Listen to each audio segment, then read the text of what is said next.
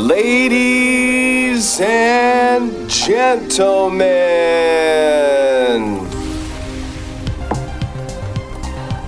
gentlemen, you're watching GEEKCASTER. I'm Michael. We've got the original, the one, the only Dayveonne Bussey, and a special guest, Daniel Myricks. How you guys doing? Doing great. Excellent.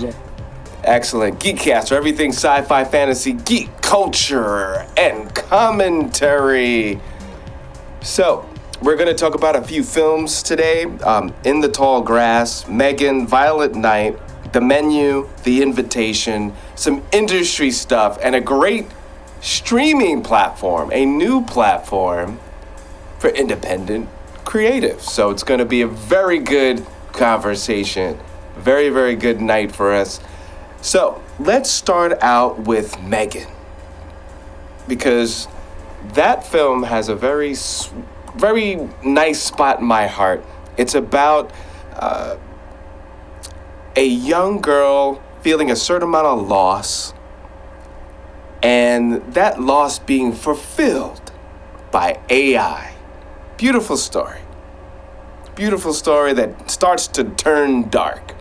Now, when you watch the trailer for this film, the first thing you get a lot of Annabelle vibes. Would you say, Dayveonne? Would you get some Chucky vibes? Chucky, yeah, but not Annabelle. You get a lot of Chucky vibes. Okay. Like AI type of intelligence. Think of the movie but we could go further. No, the comparisons are good, because when I saw the trailer, I wasn't super excited. Because we've seen this millions of times before, especially within the last 10 years. But when I found out his sister wrote the script, can't help it, I said, let me see what's going on here. And pleasantly surprised that even though there were certain notes that we've seen over and over again, I appreciate how she wrote the notes, and I'm glad I saw it. I'm actually curious to see, because I already got greenlit part 2 for a sequel. Yeah. So, but what did you think of Megan? I'm going to pretty much say it wasn't your typical horror film. I wouldn't even consider it horror. I would consider it more not even psychological. It was more of a dark, something like Chucky. Would you consider Chucky a horror film? Yeah. Chucky is different. Chucky is more, it wasn't necessarily a horror film, because it was basically a guy who was running and he found a way to transfer his soul into the doll. All right? So it was the evil person that went into the doll. All right? So it's more like psychotic than horror. So more psychological. Yeah. Sci-fi. I would say Megan's more sci-fi. Yeah. Annabelle was horror, because that was straight up spiritual. It was just an evil doll. So it's different. Megan, that's straight up sci-fi. Sci-fi. Interesting. Psychological. Yeah. And it's more like a warning, okay? And what I mean by that is, all right, everybody, you remember the movie AI? Mm-hmm. Yeah, for sure. Okay. Yeah, I worked on that. Now, AI is just the same as Megan, but flipped. Because on AI, once the boy imprinted on the mother, okay, all right, and it leaned more towards Pinocchio. Okay. Like it's not, and it leaned it more towards Pinocchio. But in there, that the guy said, once it imprints, it's gonna love you forever. Right. Okay. Megan, same thing. It's gonna love you and protect you forever. Mm-hmm. But it didn't know the difference on how to do it. You know what? I got it. Mm-hmm. Think of Chucky and Eagle Eye, and they made Megan. The movie Eagle Eye with Shia LaBeouf. Right. That's the movie I was thinking about. And I just want to give a shout out to Akela Cooper, great writer with this. And the reason why I say great, because a lot of those films, it's like, boom, here's the plot, boom, boom, boom, tension, turn around, you know, and it just follow all the steps. I like the fact that, yes, this did follow all the steps, but it did have a certain amount of information. And you know what? I'm glad you mentioned that, Daniel, because it's more in the tradition of sci-fi where you're giving people, like you said, a warning or a window of what the future can be, or a window of the future that you do not want it to be. Right. And I thought that's super powerful. Right, and similar also to Ex Machina. You remember Ex Machina? Yeah. The guy wanted to make sure that his technology couldn't tell the difference, and the person that he was testing it on fell in love with the machine, and the machine started to wonder, why am I locked in? So just like with Annabelle, it didn't, it says, oh, I gotta protect her. So it went straight, all the way on the other end, pushing people in front of vehicles and cutting them up. And the same thing with Ex Machina. Ex Machina became aware, like, why are you locking me here? And things like that, so. And I'm going to bring something up, because while you're bringing that up, there's a certain scene in that film where you don't expect stuff like our androids, our phones, or something to basically be our therapists. Yeah. And have empathy and sympathy to human situations. Well, that's the warning. That is the whole, that's the key point of the warning, of not allowing that to happen. But in a sense, we're pushing that now. Like, we're really pushing it. Like, it's getting to the point that even our social medias know what we like and dislike. So they're going to promote and advertise what you interest in. The Megan doll actually technically was supposed to be released in not called Megan, but I think about 7 years ago. There was this big thing on trying to revive the Tutty Rupskin type doll, where the doll will talk and respond. But what they did was, when they tested it out, parents were upset that the doll is going to be listening all the time, which is kind of funny because Google's listening all the time and Alexa's listening all the time, but Facebook is listening all the time. So, but anyway, so they pulled it and they went a different direction. So I thought that was very interesting. Even though this is a warning, people already revolted on dolls that do that. Even though I still think it's going to go back in that direction, someone else is going to push it and say, hey, we still want to move forward with this. But that already happened. So anyway, Akela Cooper, congratulations. And you're doing it. You did it. You're doing it. And good job. Good job adding a little spice different, because they say like all the movies have already been made. So, but are you going to do it your own way? And I think she added some elements that we didn't see before. So that was cool. Oh, no, it was great, because you also remember on that same tone that one of the Google programmers alerted the public, and he got fired from Google, that their AI, which we use every day, became self-aware. And he said, look, our AI knows, it thinks it's alive. And then when they fired him for saying it, and then when they went to talk to it, and it answered the questions, They got scared. They pulled the plug. Wow. They realized that it started to become aware. It was making decisions, and they pulled the plug. Now, going to a different film with a totally different tone, super country, low technology. And I like the fact that they used what they had, and it was called In the Tall Grass. And literally, most of the movie took place in tall grass, which I thought was brilliant from a production standpoint. I'm like, oh, wow. A whole movie around this. So what happens is a brother and sister traveling, and for some reason they pull over. You got to watch it for yourself. Don't want to spoil it. And they end up in this tall grass and then can't leave. And I love when people take advantage of just nature and just like curiosity and the unknown, and then flip that to use that to create an element of fear. I thought that was great. Did you get a chance to see that, Dayveonne?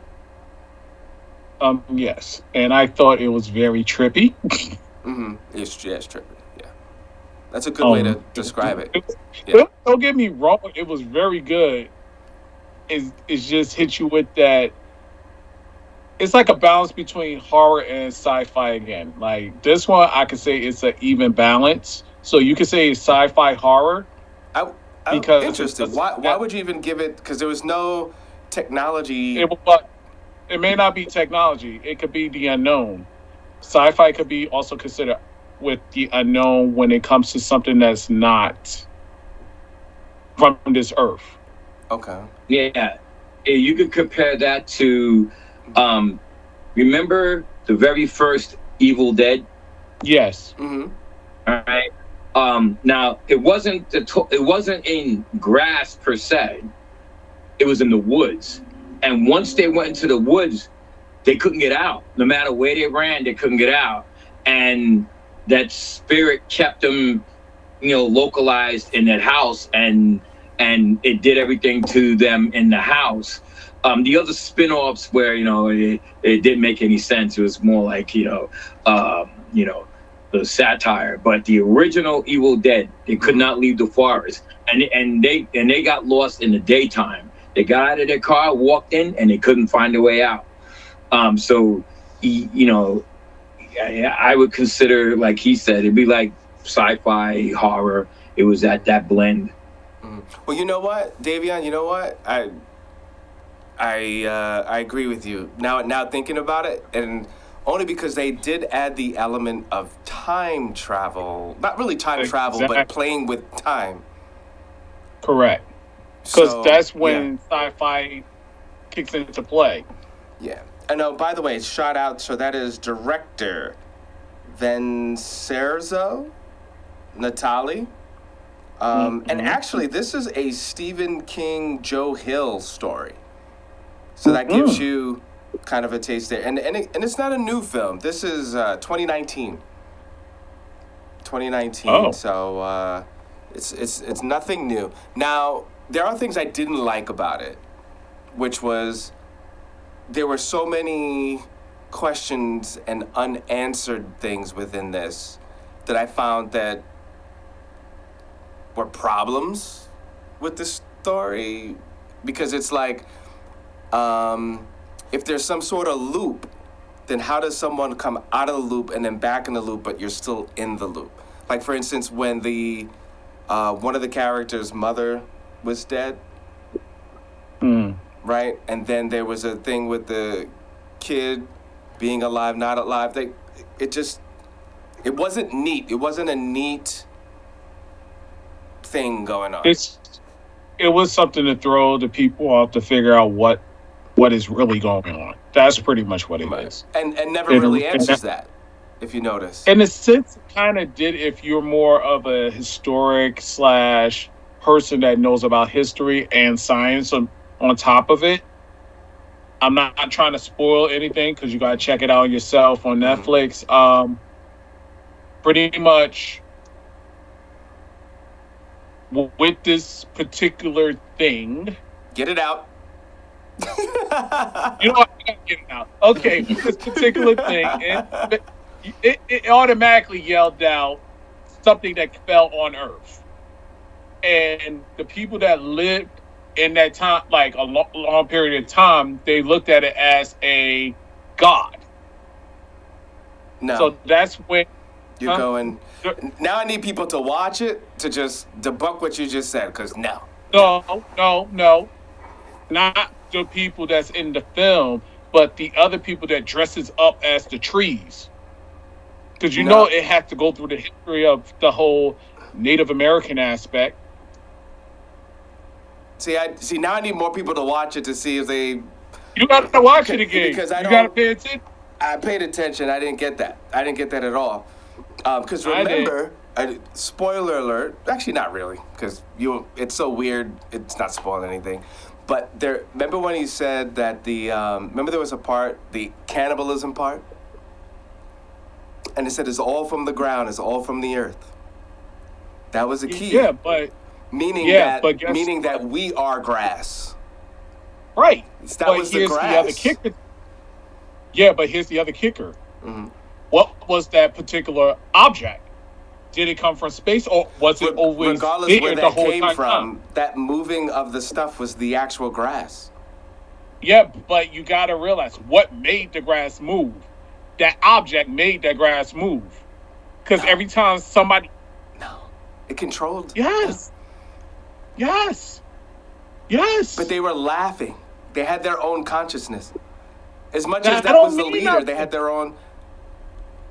Doesn't matter. Okay, so you know what? Daniel, you got to watch it now. You got to. Yeah, definitely. You got to watch it now. Most definitely. Because it's layers. Now we meet. Because there were some images that were for images' sake. That's the thing that made it kind of interesting. Because remember, if there were more people, you would have seen more people in the loop. It was a limited amount of people in the loop. Yeah, but you did. You did see the people. Oh. All right. You know what? That grass is moving kind of funky. That's not wind grass. No, Thank you. But like the I grass said, moving circular. You pulled it up, right? Yeah. Yo, that grass ain't moving. That grass ain't moving right. Yeah. See, when they're inside the grass, grass don't move. Right. Unless they're touched. But when you outside the grass, it has like this circular type motion going on. Create a revival for this film because I haven't heard anybody talk about it, and it's been out since 2019, and I think it's definitely it's worth a watch. All right, so let's move on to Violet Night. I know that the Christmas season, the quote-unquote holiday season is over, but you know what? It's one of those movies, it doesn't even matter what time of the year it is. You could watch it and enjoy it. You can start off, Dayveonne, because I know you really like this film. In fact, you were like, you gotta watch it. You gotta watch it. So, what do you think of Violet Night? Violet Night is a combination. Think of Die Hard meets Home Alone with a little bit of Christmas spirit.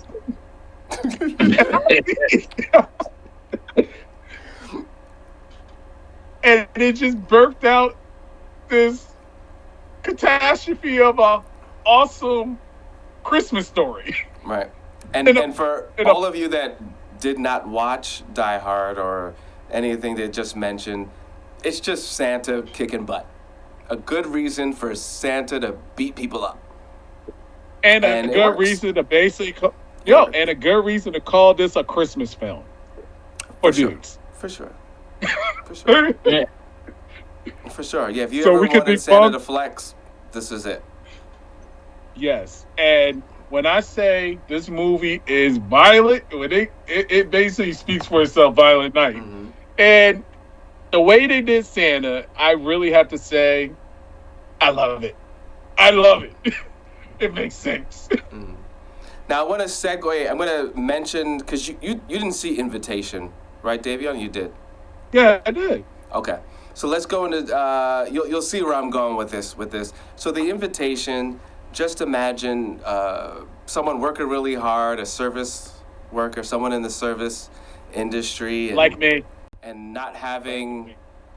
You're not in the service industry. Stop it. Someone customer service, and not having any family, and then someone doing the like 23andMe kind of things, and all of a sudden someone hits you up and says, "Hey, I'm your long lost cousin. You need to, let's meet up." Next thing you know, they're inviting you to go to Europe. You go to Europe, and next thing you know, you're stuck in the middle of vampire country. That's interesting. It was interesting. Wait. I'm gonna say this.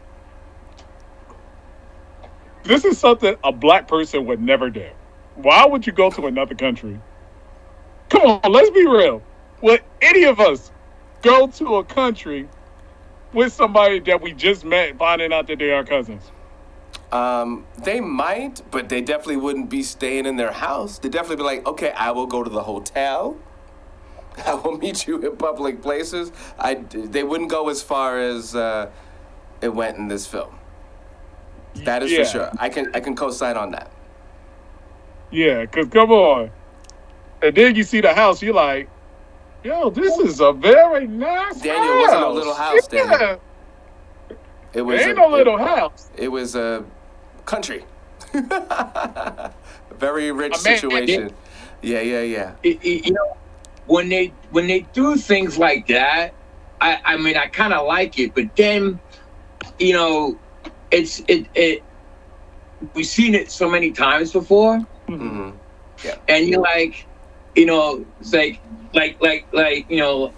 Dayveonne was saying, it's like, yo, why, what is this? Why are you bringing me here? Like, what do you, because all those movies that start out like that, like, oh, look at this. There's always something going to happen to somebody. Exactly. Come on. Always. Thank you.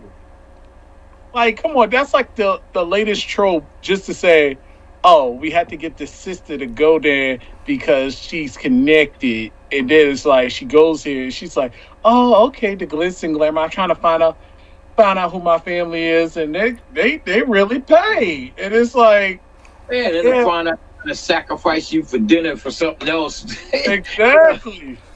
And the tone switch for the main characters, without giving anything away, was so abrupt.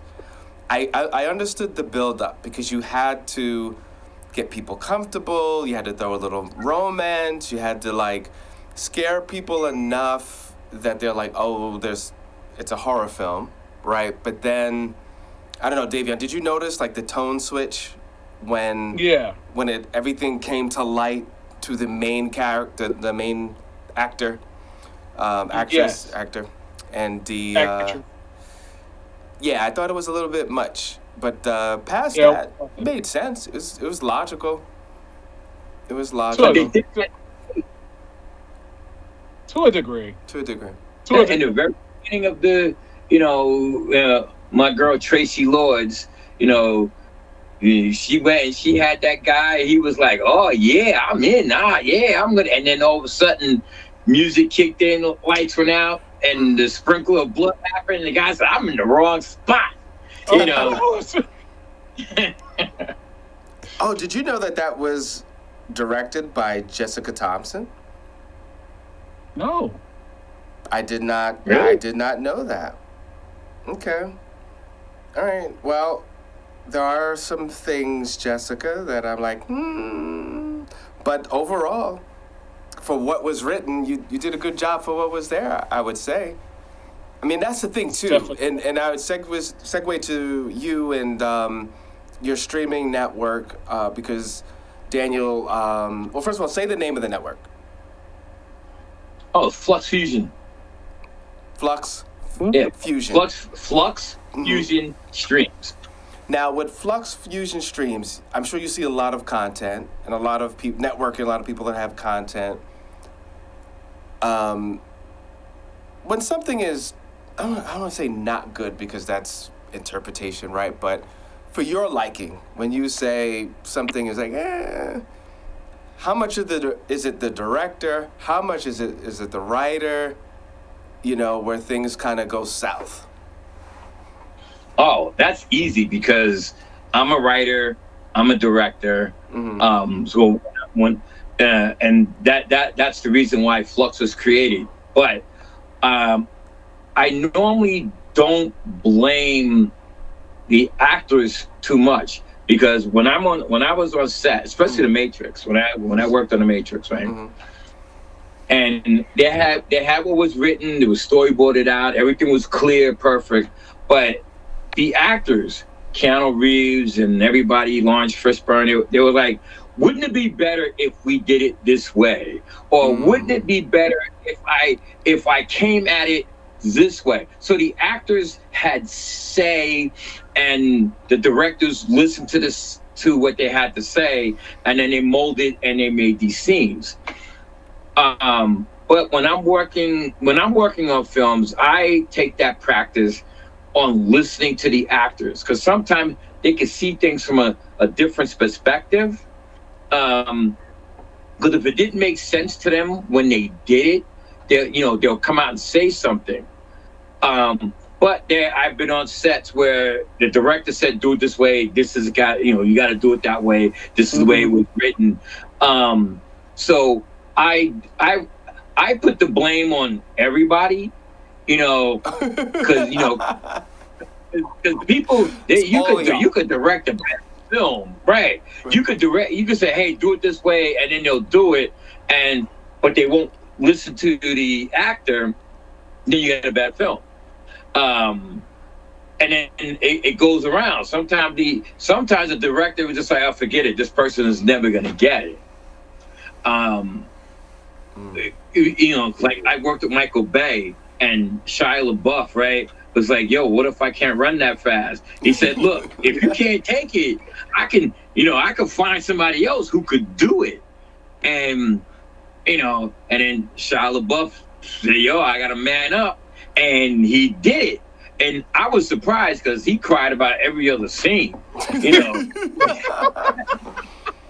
Oh, man. It was too much. You think, especially when things were exploding around, he was like, oh, what if I don't run that fast? He was like, well, I'll find somebody else. But he did it.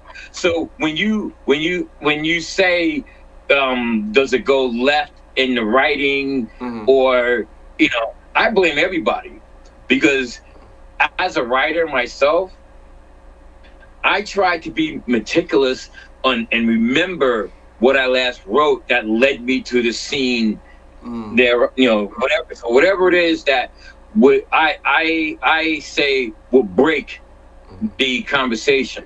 It will break, what you was intending to do. Like when you was watching the movie we last talked about, right. You said there were certain things that also in the tall grass. You said, wait, what? What just happened? Why is this happening? So there was something there that broke. Right. That broke. So, I would love to say, oh, the actor's fault, but no, it's everybody's fault. Because I was fortunate enough to wear all the hats, and you could just have, I put it this way: I saw a bad film on paper, but it came out awesome. You know what I'm saying? Actually, you know what? Hold on, hold that thought, because we are on cable, and through the boroughs in Long Island, Suffolk County, Nassau County. So let's stop here as a part one, and then we will continue as a part two. So thank you very much, Daniel. Thank you, Dayveonne. We're watching you. You're watching us. This is GEEKCASTER, everything sci-fi, fantasy, and geek culture. This is going to be a part one, and we will have a part two. If you're watching us on Twitch, continue. Just sit back. We're not going anywhere. We're just going to let that rock.